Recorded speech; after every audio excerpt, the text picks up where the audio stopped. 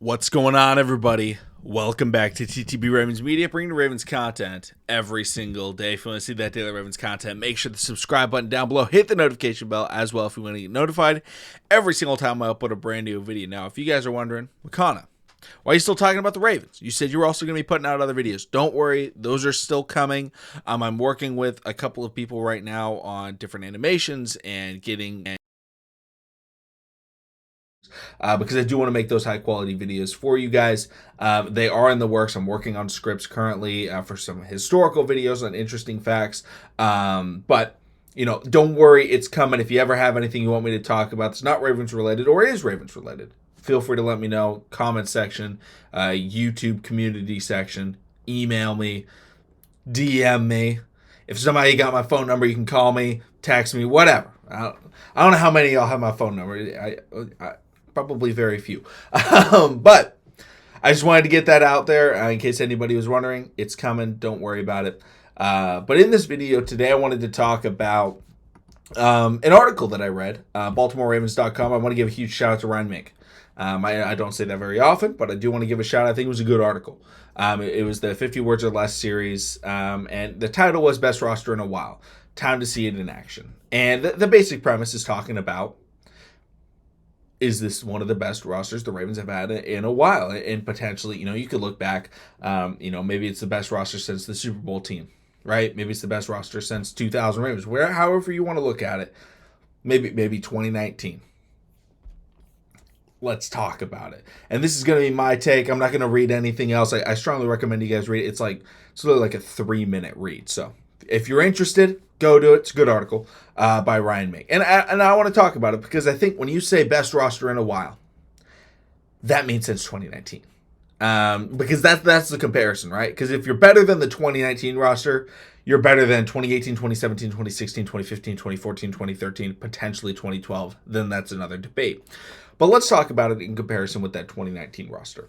You look at the 2019 roster, and obviously you have Lamar Jackson, you have Hollywood Brown, you have Willie Snead, you have Gus Edwards, you have Mark Ingram, you have Mark Andrews, you have Hayden Hurst. And I think that's one of the biggest things that gets forgotten about that team. And so the first thing I want to talk about is that tight end position. Because if people remember, that is what made that team go. And when we lost Hayden Hurst after the 2019 season, a lot of people, including myself, felt the Ravens would be able to recover. We didn't think much of it because it was like, okay, Hayden Hurst isn't the best tight end, right? He's a do-it-all guy. I mean, he wasn't bad by any means. I love Hayden Hurst. I wish the best for him. I believe he's down in Carolina now as the tight end number one or competing with Tommy Tremble down in Carolina. But overall, it wasn't thought about as, oh my gosh, we lost a significant piece. And then 2020 came. And it was like, whoa, what happened to these 3 tight end sets? They used to be so effective. And we've seen just a downhill of the tight end position. And it kind of was rejuvenated last year with Lamar Jackson. But the whole problem was, Greg Roman's entire offense went downhill.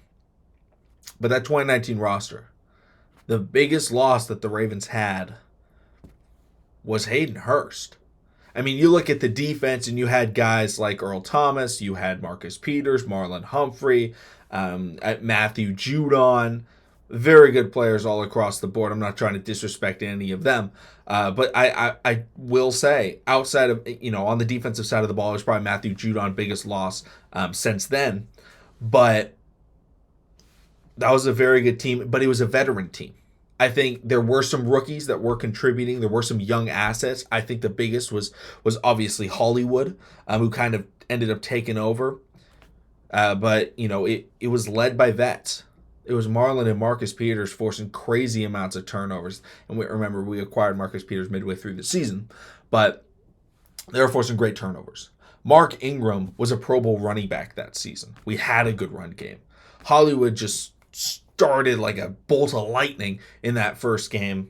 And then, Earl Thomas, as much as we clown on him, as much as we laugh at that signing, he wasn't horribly bad.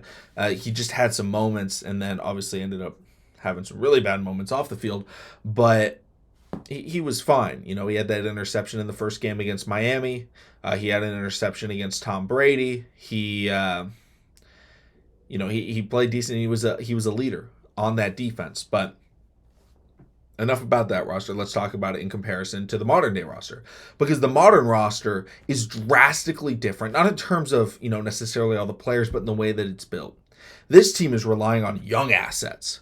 No longer the vets of Matthew Judon, Marcus Peters, Marlon Humphrey, Earl Thomas, Mark Ingram, Willie Snead, those kind of players.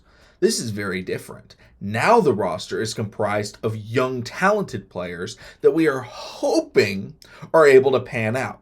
And I'll say this right now. Come the end of the season, we could be looking at this as a great take or a horrible take, depending on how these players perform. Because we don't know. This discussion is based fully on assumptions. How are these young assets going to play? Because you look at the players that we're relying on this year. Obviously, we have the cornerstones. We have Ronnie Stanley. We have, basically most of the offensive line is set. But then we have Lamar and Mark Andrews on offense. And then we have Marlon Humphrey and Marcus Williams on defense.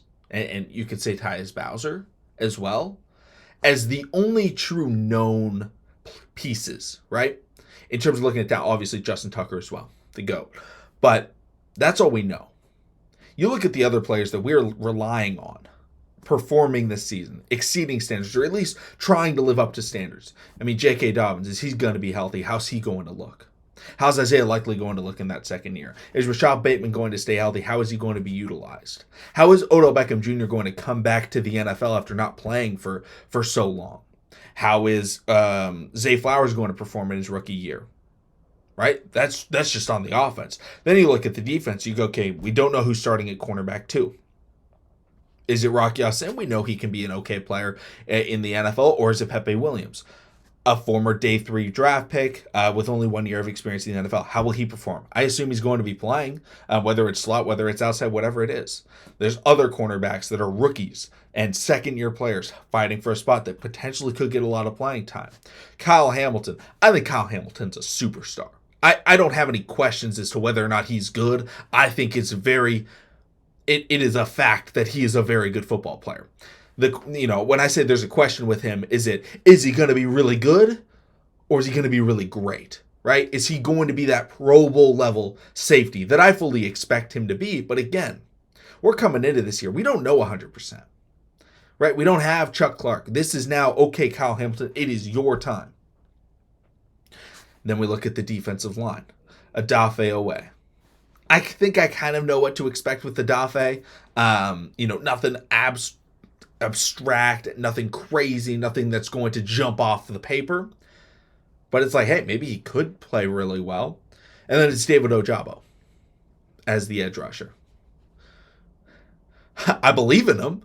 But, I mean, we got very little film on him, and I think he looked decent, but, he could come out and he could be dominant, and he could be the projected first-round pick that everybody thought he would be prior to that injury, or he could come out and he's slow. All of a sudden, now he's the number 1 edge rusher on a team. He's not able to be dominant, whatever it is. We don't know. He doesn't have a full season. He doesn't even have half a season under his belt. And he came off of a significant injury prior to playing that, quarter, third of a season that he ended up playing. Where, again, I think he looked pretty good. I fully believe in him. Me saying there's question marks isn't me saying they're lacking talent or lacking potential. This video is based on we don't know. Geno Stone. Is he going to be the third safety? We don't know how he's going to perform in that role. Brandon Stevens. Major question mark because he's, maybe playing safety, maybe playing cornerback. He was drafted as a developmental player. The interior defensive line, we've lost Calais Campbell. Now all of a sudden it becomes Travis Jones, a third-round, second-year player, and Justin Madubuike, who has taken strides and has, looks like he could be pretty solid, but hasn't been asked to be that number 1 player. The point I'm trying to make in this video is this roster is extremely different from all the rosters the Ravens have had ever. I mean, for a good roster. I mean, when the Ravens first started, yeah, they were relying on, some young players, but this is supposed to be a contending team heavily relying on either unproven or young or players with question marks. Like even Odell, not young, not unproven, is still a question mark. So, does this team have the potential to be the most talented roster the Ravens have had? I'll say since 2000. I think so. But that's if everything pans out, right? That's if Zay Flowers comes in and dominates. Odell returns to maybe not, 2016 Odell, but maybe, 2019 Odell, 2018 Odell, healthy Odell. But, then Rashad Bateman plays a full season and he looks healthy. Isaiah Likely looks good. We get a good pass rush out of David Ojabo and Odafe Owe. Our number 2 cornerback isn't, struggling mightily. If all of that happens, yeah, this is going to be a great team. But this is a projection. I don't even think it's, we can't even have the discussion of is this the best roster the Ravens have had? Because it's a maybe. In recent years, I think you could look at the roster and you could say, I know what they're going to give me. I think we did that last year. We knew what every single player on the team, outside of a couple of guys, but we knew, okay, yeah, our running backs are going to be decent. We're going to have a decent offensive line. Our quarterback's going to be great. Tight end core should be decent. Wide receivers, we have Rashad Bateman, but outside of that, we know what we're going to get out of Duvernay and Robinson and Sammy Watkins. We know the type of players that they are. Not Sammy. We ended up getting Sammy towards the end of the year, but besides the point, we kind of knew exactly what we were getting into last year because it was all vets. We knew Marcus Peters was coming off injury, but we knew what he could play like. We knew the style of player he was. The real guys we knew Chuck Clark, we knew Calais Campbell, we knew Justin Houston. We knew what the roster was coming into the year. Now,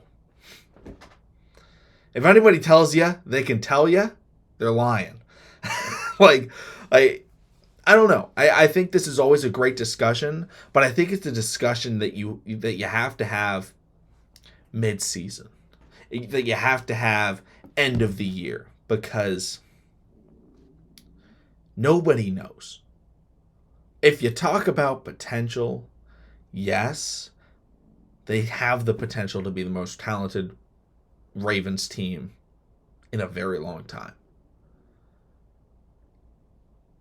But that's potential. In the NFL, in life, potential doesn't always mean success. Like, you look at potential in a lot of players. Andrew Luck. Got his jersey hanging up right back here. You guys can't see it. Oh, you can see a little bit of it right underneath my arm. Maybe the greatest football prospect in history. Tons of potential. Bad O-line. Injuries. Retires early. There's just so many stories of players with unlimited potential that, maybe they played in high school. Maybe they were high school basketball players. Maybe they were high school football players, baseball players, whatever. Something happened in college. Something happened doing anything. Maybe it was an injury. Maybe it was an accident. Maybe they just fell out of love with the game and the potential doesn't follow through. We can't count our chickens. We can't make assumptions until we've seen the product. Now, if it's 3 weeks into the year and we've seen flashes from these guys, we can start to say, okay, I think we kind of know what we're getting, but we don't. We haven't seen them in the preseason. We haven't seen them in the regular season. Heck, we've barely seen them at practice. I think it's a really interesting article. I think it's a really interesting discussion, but I think the bigger discussion is the transition of the Ravens relying on older players to younger players and how that's going to affect their season. I will most definitely be talking about that in another video because I think it's a fascinating topic. But let me know in the comment section down below what you guys think. How talented and how good can this roster be versus how good and how well they will play? Thank you all so much for watching. Subscribe for daily Ravens content, and I'll see all of you again tomorrow.